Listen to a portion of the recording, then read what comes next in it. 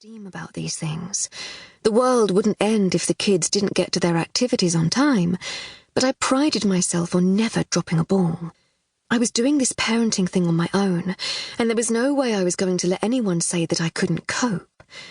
Not that there was anyone in my life who would care, but still, it was a personal challenge. Noah appeared, dressed now, but with no goggles. There was still no sign of Poppy. "Noah, where are your goggles?" I asked him, exasperation oozing out of me like jam from a donut. "You had them a minute ago." Noah patted the top of his head, discovered them to be missing, and then set off, back up the narrow stairs at speed. I had no doubt that my next-door neighbours on both sides would also be enjoying hearing his little feet thundering around.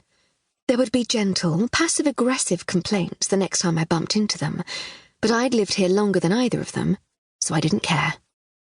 Poppy finally sauntered down the stairs, showing absolutely no sign of the urgency that was making my heart race, but at least she was ready. And then the doorbell rang. "Oh, for God's sake," I muttered under my breath. I tried not to swear in front of Noah, knowing that anything I said in the sanctity of my own home would no doubt be repeated in the playground and then reported back to me via the officious school secretary as evidence of my shoddy single parenting.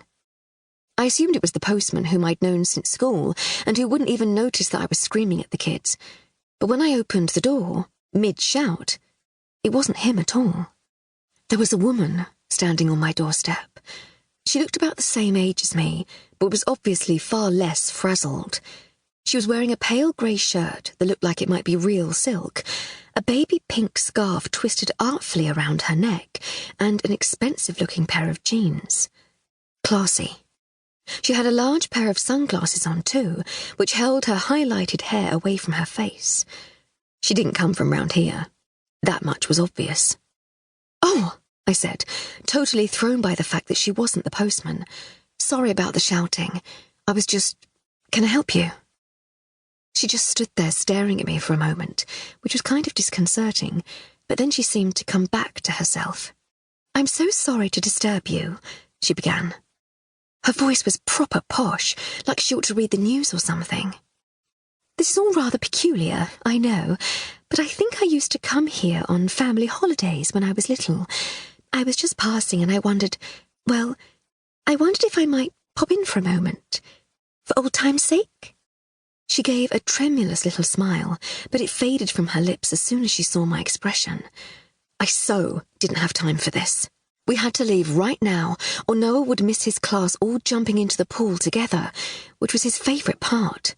Also, slinking in late would give the other mother something else to bitch about behind my back, which I didn't need. And anyway, she'd obviously got the wrong house. "Sorry," I said, my voice sounding snappier than I'd intended, "but I'm in a bit of a rush right now, and anyway, I think you've made a mistake. As far as I know, this house has never been a holiday home. Have you tried next door?" The woman looked a little crestfallen, and then slightly confused. "I must have the wrong road," she said. "These little houses all look the same, don't they?" Realising that pointing this out might cause offence, the woman's hand shot up to her mouth, and she blushed furiously. "God, I'm so sorry.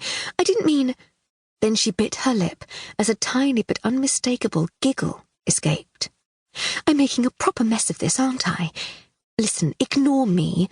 I'll try the next road along. Sorry again." By rights, I should have been insulted. I mean, she'd already dissed my house and my street, and I didn't even know her name. But actually, I thought it was quite funny. Or I would have done if we hadn't been in such a rush. Then the woman was backing down the path with her palms up, apologising to me as if her life depended on it. "No worries," I called after her. Then I added, "I hope you find it." And I really did, because she seemed a bit lost, and it was obviously important to her, even though it was nothing to do with me. Noah appeared at my side, his swimming goggles firmly back on his head. "Who is that, Mummy?" he asked, as the woman meandered down the road and towards the sea. "I have absolutely no idea," I said, closing the front door.